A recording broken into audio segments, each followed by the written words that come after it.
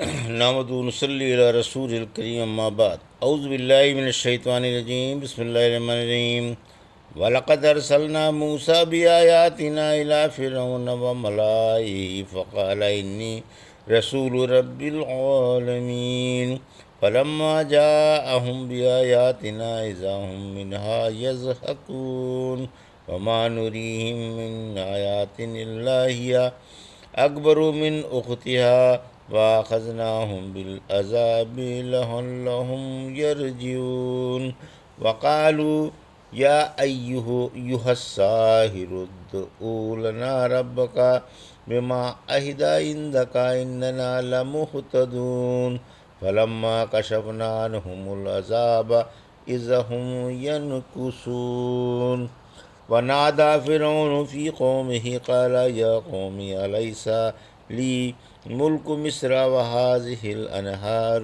تجري من تحتي أفلا تبصرون أم أنا خير من هذا الذي هو مهين ولا يكاد يبين فلولا ألقي عليه أسورة من ذهب أو جاء معه الملائكة مقترنين فاستخف قومه فأطاعوه إنهم كانوا قوما فاسقين فلما آسفونا انتقمنا منهم فأغرقناهم أجمعين فجعلناهم سلفا ومثلا للآخرین۔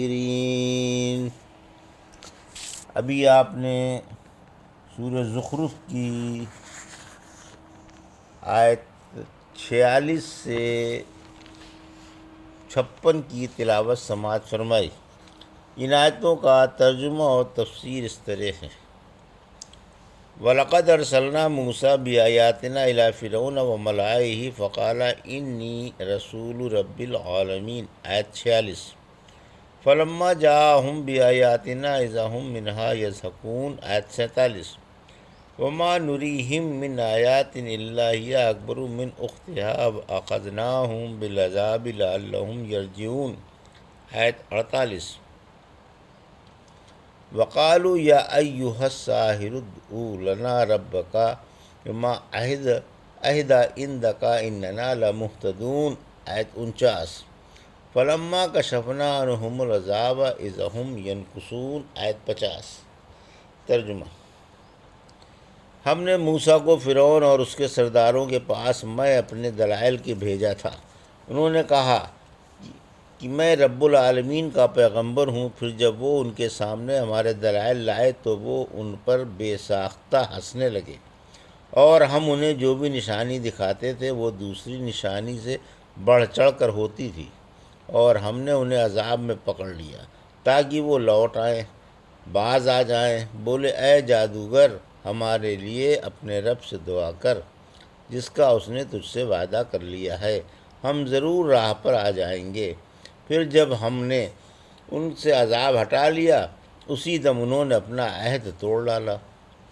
یہ تھا ترجمہ آیت 46 سے 50 کا سورہ زخرف کی اور تفسیر۔ موسیٰ علیہ السلام فرعون اور فرعونیوں کی طرف توحید لے کر آئے آیت 46 سے 50۔ حضرت موسیٰ علیہ السلام کو فرعون، اس کے سرداروں، قبیلوں اور بنی اسرائیل کی طرف ایک عظیم نبی بنا کر بھیجا گیا تھا تاکہ آپ انہیں توحید کی دعوت دیں اور شرک سے بچائیں۔ آپ کو 9 بڑے بڑے معجزے بھی دیے گئے، مثلاً عصا کا اژدہا بن جانا، ہاتھ کا روشن ہو جانا۔ ان معجزوں کے باوجود فرعون و حامان اور اس کے سرداروں نے آپ کو نبی نہ مانا، تکذیب کر کے آپ کی توہین کی اور مذاق اڑایا۔ آخر اللہ کا عذاب آیا تاکہ دلیل نبوت بھی ہو اور باعث عبرت بھی۔ چنانچہ سیلاب امڑ آیا، پھر ٹڈیوں کے دل کے دل ٹوٹ پڑے، یہاں تک کہ جوؤں کا اور مینڈکوں کا عذاب آیا، اور مال جان اور پیداوار کے نقصانات ہوئے۔ جب ان پر کوئی عذاب آتا تو بے قرار ہو کر آپ کے پاس آ کر آپ کی خوشامد کرتے اور مسلمان ہونے کا عہد کرتے، توبہ اللہ کرتے اور خوب روتے دھوتے۔ آپ کو ترس آ جاتا، دعا کے نئے دعا کے لیے ہاتھ اٹھا دیتے اور عذاب ہٹ جاتا۔ یہ پھر حزب سابق سرکش ہو جاتے، پھر عذاب آتا، پھر تل ملا کر بھاگے بھاگے آپ کے پاس آتے۔ جادوگر ان کی اصلاح میں بڑے زبردست اور جید عالم کو کہا جاتا تھا، کیونکہ جادوگر ہی اس زمانے میں عموماً عالم ہوتے تھے۔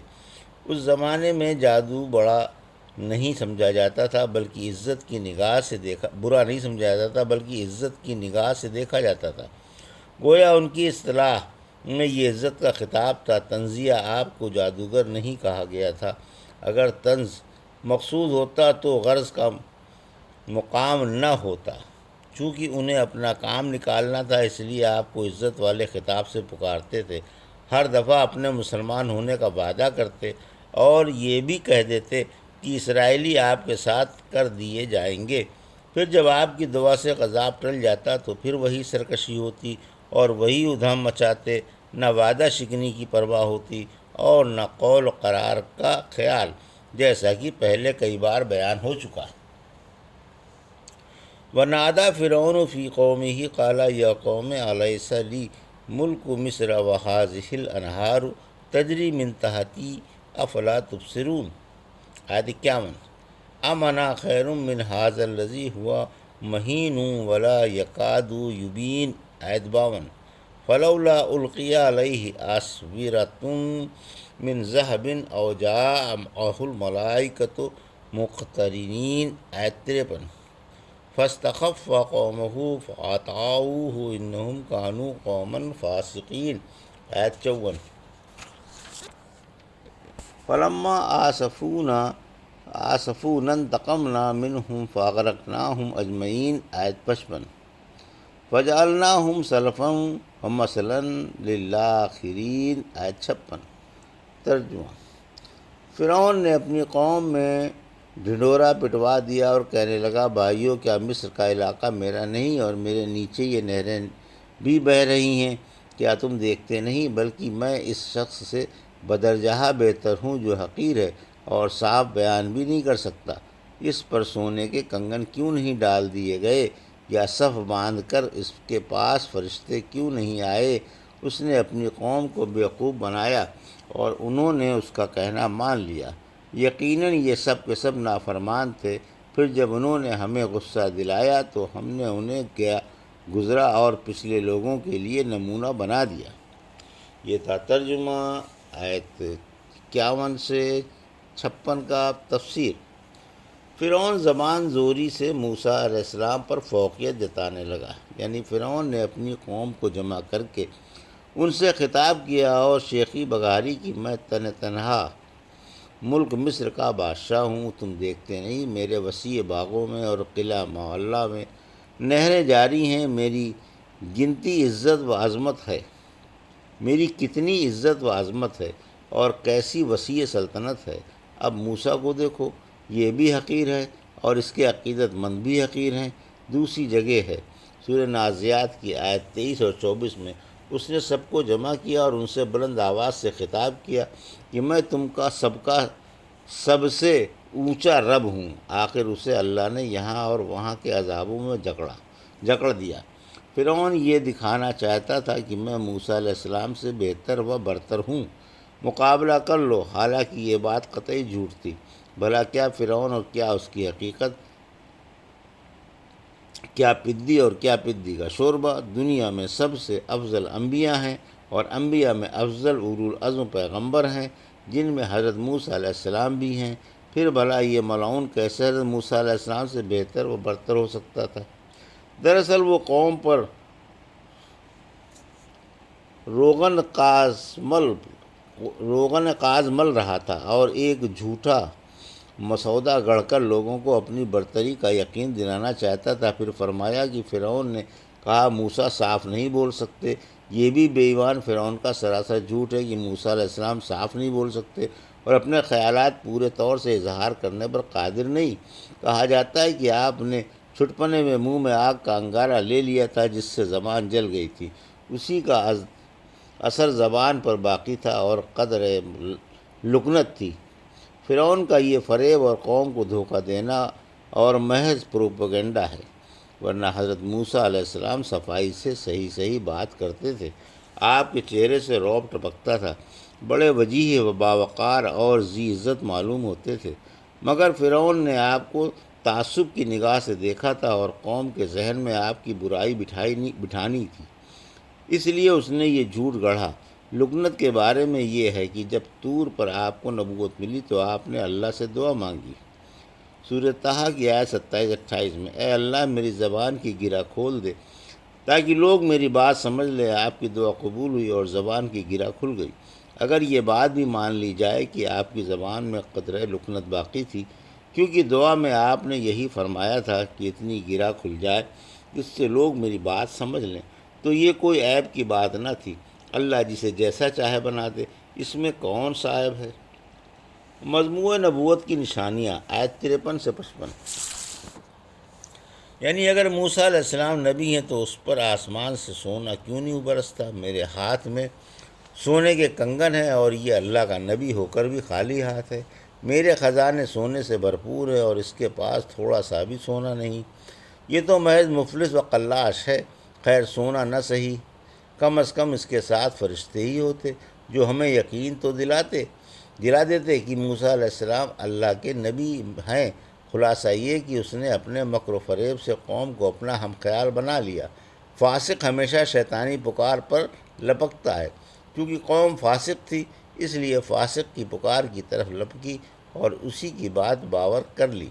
جب نافرمانیوں نے زور پکڑا اور جی بھر کر سرکشی کر لی اور اللہ کو خوب ناراض کر لیا تو اللہ کے عذاب کا کوڑا تڑ پڑنے لگا اور اگلے پچھلے سارے اعمال کا وبال ایسا پڑا کہ سب ایک ساتھ اسی پانی میں ڈوب گئے جس پر فرعون ناز کیا کرتا تھا کہ میرے قصر معلیٰ کے نیچے یا اندر نہریں بہتی ہیں۔ موسیٰ علیہ السلام کے پاس کیا رکھا ہے؟ اب یہ آخرت میں جہنم میں ہمیشہ جھلستے رہیں گے۔ اللہ کے رسول صلی اللہ علیہ وسلم نے فرمایا کہ جب اللہ کسی کو دنیا دیتا ہی چلا جائے اور وہ اللہ کی نافرمانیوں پر ڈٹا رہے تو یقین کر لو کہ اللہ نے اسے ڈھیل دے دی ہے۔ پھر آپ نے یہی آیت پڑھ کر سنائی، آیت 56۔ یعنی ہم نے ان جیسے کام کرنے والوں کے لیے ان کو نمونہ بنا دیا کہ وہ ان کا حشر دیکھ کر شرارتوں سے باز آ جائیں، اور ان کا واقعہ پچھلوں کے لیے باعث عبرت ہے کہ وہ ہرگز ایسا کام نہ کریں جس سے اللہ کا عذاب گھیر لے۔ یہ تھا سورہ زخرف کی آیت 46 سے 56 کا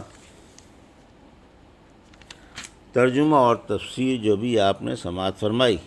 بارک اللہ لی و لکم فرقان حکیم و نفعنی ایاکم بآیات الذکر الحکیم۔